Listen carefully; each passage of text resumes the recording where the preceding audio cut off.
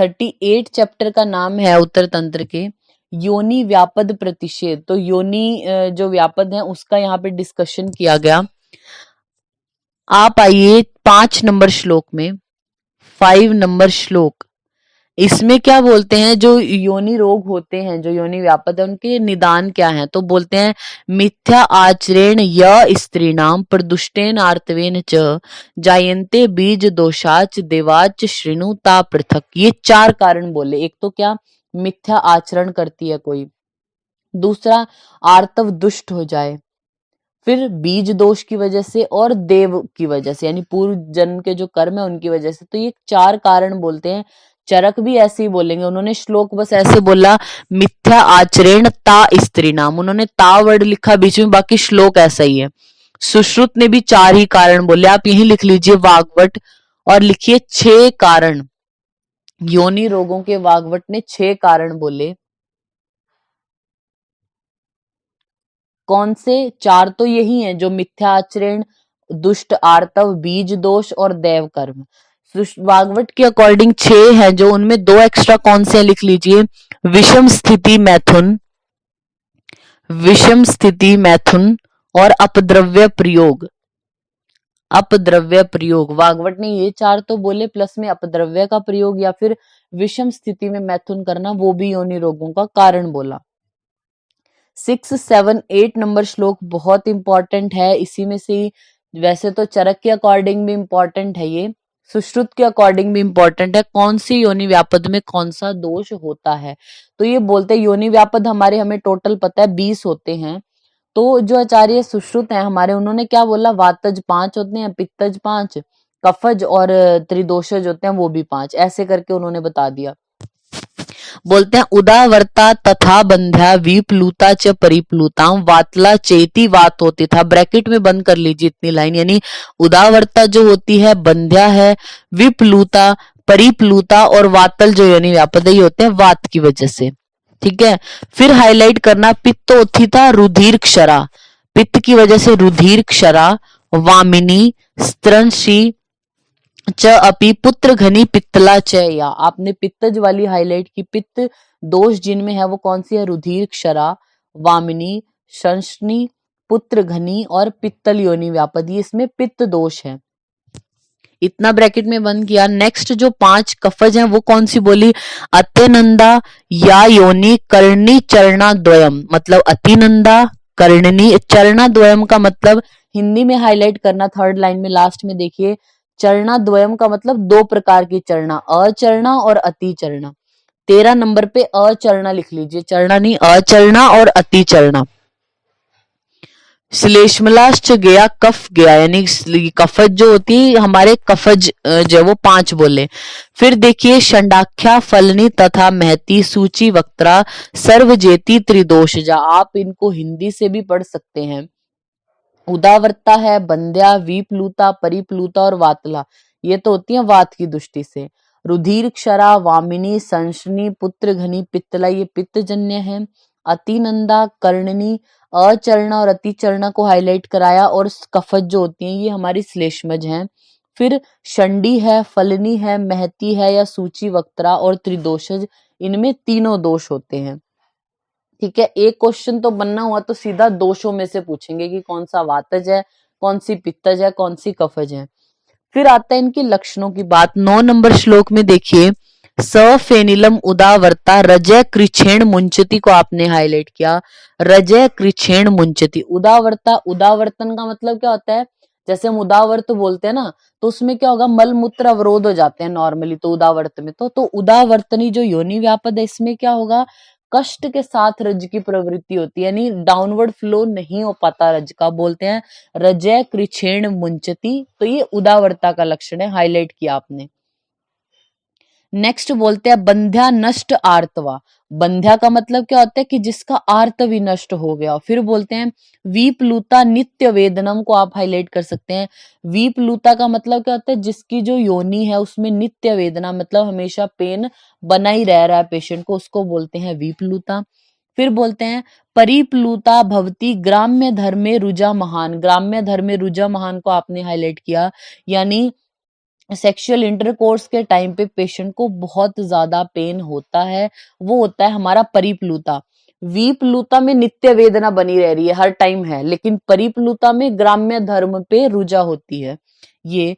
फिर वातला, वातल के क्या लक्षण है? ककर्ष, स्तब्धा, शूल, निस्तोद। ये तो आप समझ ही जाएंगे कि वातज में लक्षण क्या क्या आते हैं। तो उदावरता में इंपॉर्टेंट लक्षण है रजय, कृच्छेण मुंचती, बंध्या नॉर्मल आप समझ जाएंगे, नष्ट आर्तवा, विप्लुता नित्य वेदनम आप हाईलाइट कर सकते हैं, और परिप्लुता में ग्राम्य धर्म में रुजा महान, और वातज के लक्षण पहचान जाएंगे, वो याद करने की जरूरत नहीं है। फिर आता है 12, 13 और 14 नंबर श्लोक में। अब पित्तज योनि व्यापद बोले यहाँ पे कौन से हैं? स दहा प्रक्षरति असरम यस्य सा लोहित क्षरा, यानी दहा पूर्वक जब रक्त आएगा पेशेंट का उसको बोलते हैं लोहित क्षरा, नाम से ही पता चल जाएगा। फिर देखिए स वातम उदगिरिते बीजम वामिनी रजसायुतम, बोलते हैं जो योनि वायु के साथ रज सहित बीज को या रज काल में बीज को बाहर निकाल देती है उसको बोलते हैं वामिनी। प्रशंसनी को हाईलाइट कर लीजिए, प्रशंसनी स्यंदते तू क्षोभिता दुख प्रसूचास, या को आपने हाईलाइट किया, दुख प्रसूचास बोलते हैं जिस योनि में मैथुन करने से क्षुब्ध होकर अपने स्थान से हट जाए, यानी स्यंदते तू क्षोभिता, क्षुब्ध हो गई अपने जगह से, जो योनि है वो हट गई, और दुख प्रसूचा यानी जो बच्चा उसको होगा, डिलीवरी होगी, उसमें कठिनाई होती है प्रशंसनीय योनि व्यापद में।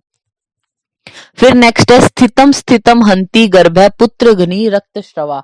स्थितम स्थितम जिस योनि, क्या वो योनि बार बार जो गर्भ हो गया है उसका रक्त श्राव करा देती है, गर्भ नष्ट हो जाता है, उसको बोलते हैं पुत्र घनी, ये भी आपको पता चल जाएगा। तो इसमें इंपॉर्टेंट है दुख प्रसूता जो होती है, कष्ट के साथ जिसको डिलीवरी हो रही है वो होती है प्रशंसनीय योनि व्यापद। फिर है अत्यर्थम पित्तला, पित्त में क्या होगा? पित्तज वाली में योनि में दहा, पाक और ज्वरान्विता, ज्वर युक्त होती है पित्तज योनि व्यापद। नेक्स्ट आप आ जाइए 15, 16 और 17 नंबर श्लोक पे, 15, 16 और 17। यहाँ पे कफज योनि व्यापद बोलते हैं अत्यनंदा न संतोषम ग्राम्य धर्मेण गच्छन्ति, यानी ग्राम्य धर्म यानी मैथुन करने पर स्त्री को तृप्ति यानी संतोष नहीं प्राप्त होता, उसको बोलते हैं अत्यनंदा। फिर देखिए कर्णनी कर्णिका योनो श्लेष्मा श्लेष्माभ्याम प्रजायते, आप हाईलाइट कर लीजिए। कर्णनी योनि व्यापद में क्या होता है? कफ होता है, जो कफ श्लेष्म असृगाभ्याम, यानी श्लेष्म और असृग रक्त की दृष्टि से, आप पेज के टॉप पर लिख लीजिए कर्णनी योनि व्यापद, कर्णनी योनि व्यापद, और एरो करके लिख लीजिए चरक, वात और कफ। चरक ने वात और कफ दोष बोला कर्णनी में, और सुश्रुत बोलते हैं कफ और रक्त, सुश्रुत बोलते हैं कफ और रक्त की वजह की दृष्टि से होती है कर्णनी, और चरक बोलते हैं वात और कफ की दृष्टि से। फिर नेक्स्ट है हमारा नंबर श्लोक में मैथुने अचरणा पूर्वम पुरुषाद अतिरिच्यते, यानी अचरणा में क्या होता है? जो स्त्री मैथुन से पहले जो पुरुष है उसके स्खलित होने से पहले, पूर्व मतलब उससे पहले ही स्खलित हो जाती है बहुत बार। नेक्स्ट बोलते हैं बहुश्च अतिचरणाया अन्य बीजम न विंदती च, यानी अतिचरणा में क्या होता है? स्त्री मैथुन के बाद भी पुरुष के स्खलित होने पर पूर्व अनेक बार स्खलित हो जाती है।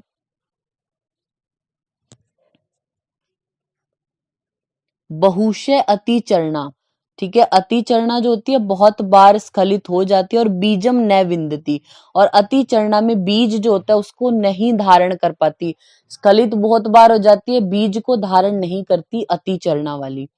फिर नेक्स्ट श्लेष्मज में बोलते हैं श्लेष्मला पिछला योनि कंडुयुता अति शीतला। सिंपल वाले लक्षण नहीं आपसे पूछेंगे कि श्लेष्मक के लक्षण आपको लिख के दे देगी, कंडु है, अति शीत है, तो आप समझ जाएंगे।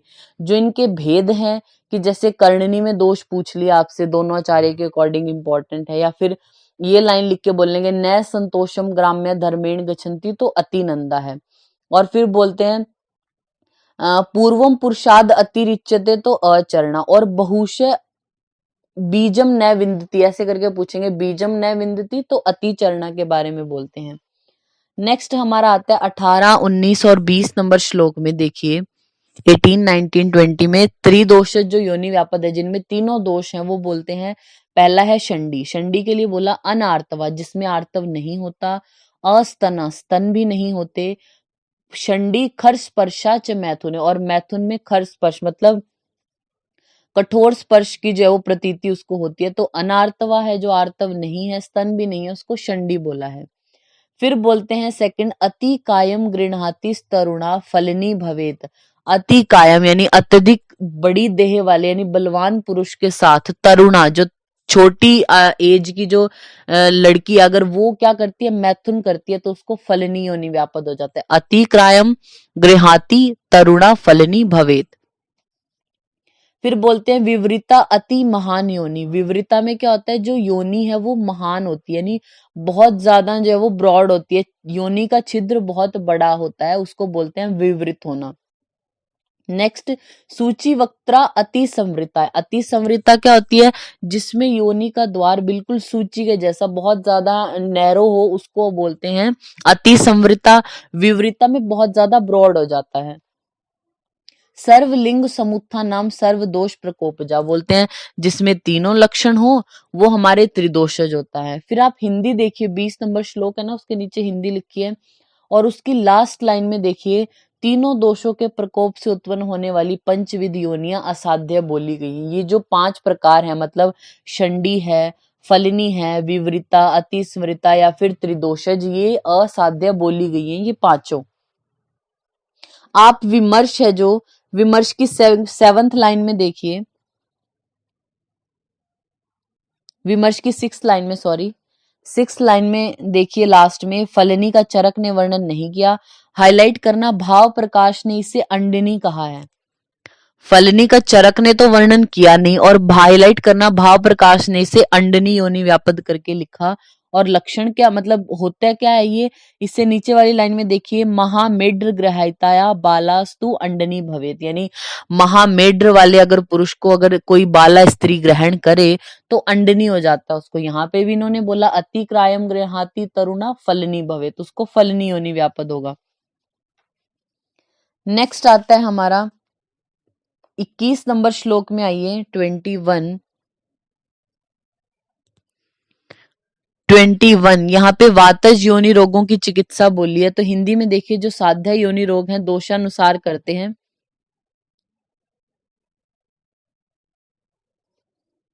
21 की हिंदी में हम देख रहे थे, सेकंड लाइन में देखिए, वात आदि भेद से कही उत्तर बस्तियों का हाईलाइट करना।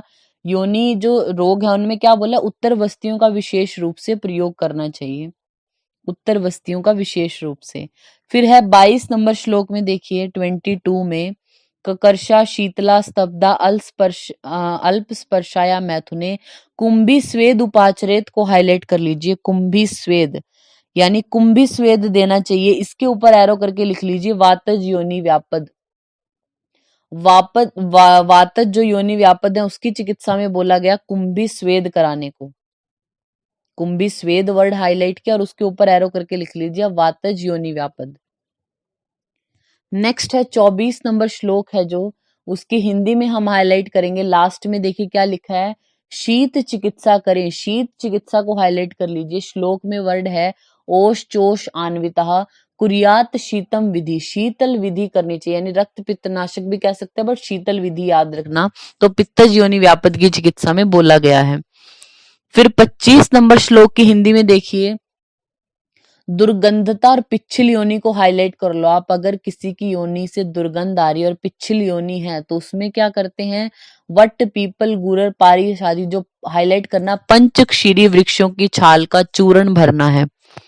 जो योनि है वेजाइना में पंचशीरी जो वृक्ष है उनकी छाल का चूर्ण भर देना है, और राज वृक्ष आदि जो गण है उसकी औषधियों के छाल के कषाय से योनि का प्रक्षालन। हाईलाइट किया आपने इसको, राज वृक्षक कषाय है जो, उससे तो योनि का प्रक्षालन करना, पंच क्षीरी जो वृक्ष है उनका चूर्ण यूज करना है। नेक्स्ट हमारा आता है 28 नंबर श्लोक में, 28 और 29 में हिंदी देखेंगे हम। कर्णनी योनि में मिश्रक अध्याय में शोधन द्रव्यों से बनाई हुई वर्ती हाईलाइट करना। कर्णनी में वर्ती का प्रयोग करने को बोला सुश्रुत ने।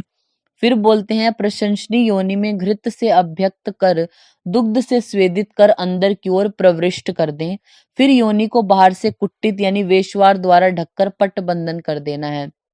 प्रशंसनीय योनि व्यापद में बोलते हैं कि योनि को पहले घृत से अभ्यंग करो, स्वेदन करो, उसका यथास्थान उसको रख दो, नॉर्मल पोजीशन में लेके चले जाओ। फिर योनि है जो उसको क्या करना है, वेशवार जो होता है वो रख देना है योनि में और जो वो पट्टबंधन कर देना है बाहर से।